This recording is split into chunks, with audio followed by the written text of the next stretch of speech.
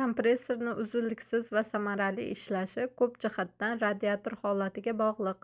Afsuski, ko'pchilik radiatorga yetarli e'tibor bermaydi.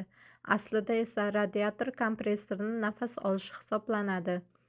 Radiator ichida vaqt o'tishi bilan chang, yog' qoldiqlari va iflosliklar yig'iladi.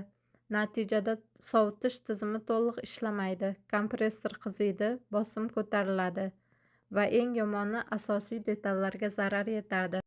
Radiatorni toza tutishni asosiy foydalari: kompressor ortiqcha qizib ketmaydi, elektr energiyasi kamroq sarflanadi, ishlash samaradorligi barqaror bo'ladi, detallarni xizmat muddati uzayadi, katta va qimmat remontdan saqlanib qolinadi. Agar radiator o'z vaqtida tozalanmasa, yog' noto'g'ri aylanishi mumkin. Bu esa vint blok, podshipniklar va boshqa muhim qismlarni ishdan chiqishiga olib keladi. Natijada oddiy texnik xizmat o'rniga katta remont talab qilinadi.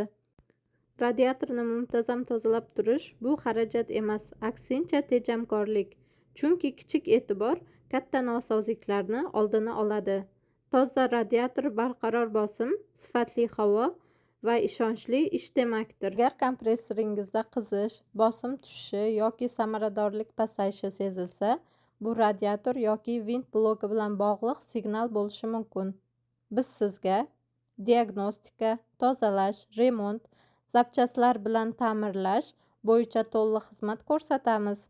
Kompressoringizni bugun asrang, ertangi katta xarajatdan qutuling. Bizni manzilimiz Toshkent shahar, Sergeli tumani, Qumariq mahallasi.